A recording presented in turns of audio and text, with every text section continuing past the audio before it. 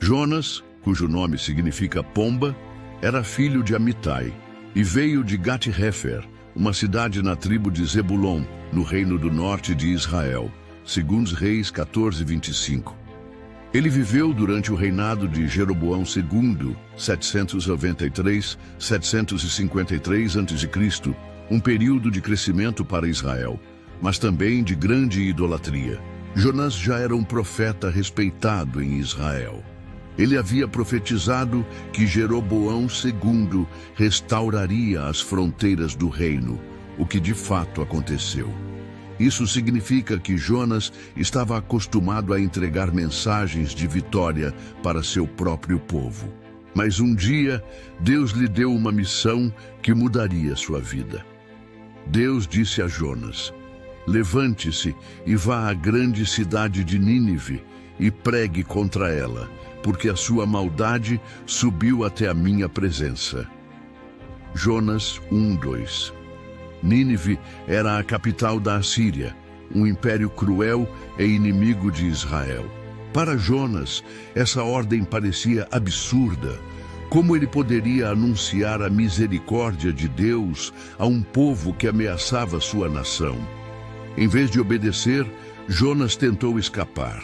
Ele embarcou em um navio para Tarsis, que ficava na direção oposta a Nínive. Mas Deus enviou uma tempestade tão forte que os marinheiros ficaram apavorados. Eles jogaram suas cargas ao mar e oraram aos seus deuses, enquanto Jonas dormia no porão do navio. O capitão o despertou e pediu que clamasse ao seu Deus. Depois de lançarem sortes, descobriram que a tempestade era culpa de Jonas. Ele então confessou: sou hebreu e temo ao Senhor, o Deus do céu, que fez o mar e a terra seca. Jonas 1:9. Apavorados, os marinheiros perguntaram o que fazer. Jonas respondeu: me lancem ao mar, e ele se acalmará. Com relutância, os marinheiros jogaram Jonas no oceano, e imediatamente a tempestade cessou.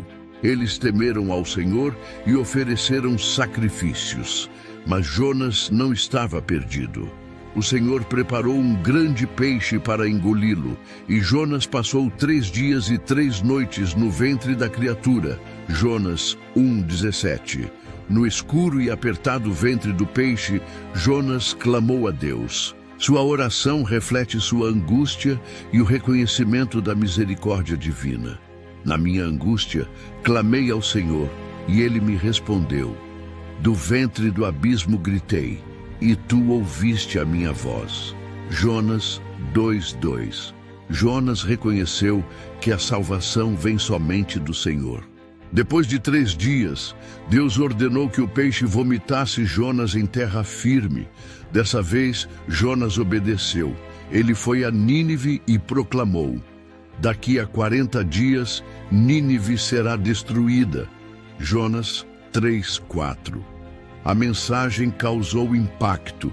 Desde o rei até os mais humildes, todos se arrependeram, vestindo-se de pano de saco e jejuando.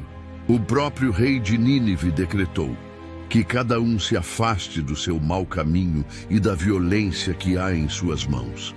Quem sabe Deus poderá se voltar e mudar de ideia, e assim não pereceremos.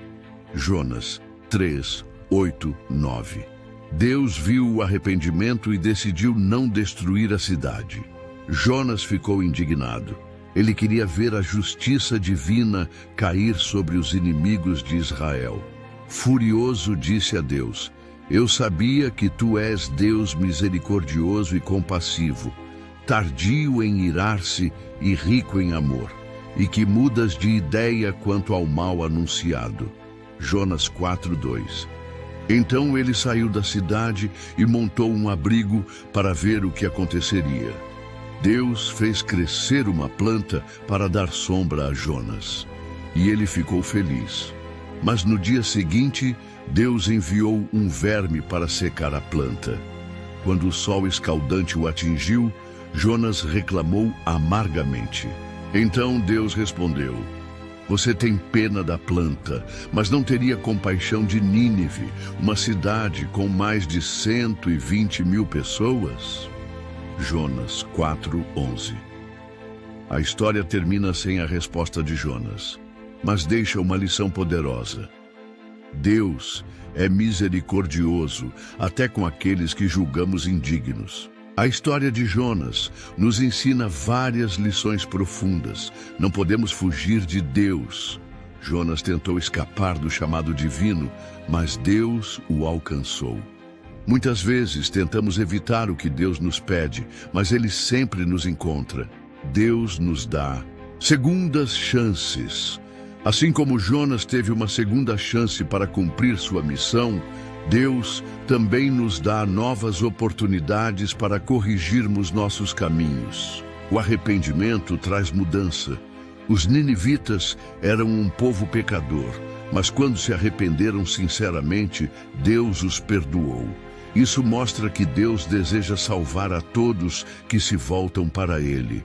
Não devemos limitar a misericórdia de Deus. Jonas queria a justiça divina sobre Nínive, mas Deus mostrou que sua graça alcança até aqueles que julgamos indignos. Isso nos lembra de não guardar rancor e permitir que Deus haja com seu amor.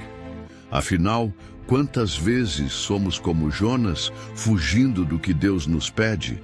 Ou até mesmo como ele, no final da história, questionando a graça de Deus sobre os outros? Que essa história nos ensine a confiar no Senhor, obedecer ao seu chamado e lembrar que a sua misericórdia é infinita.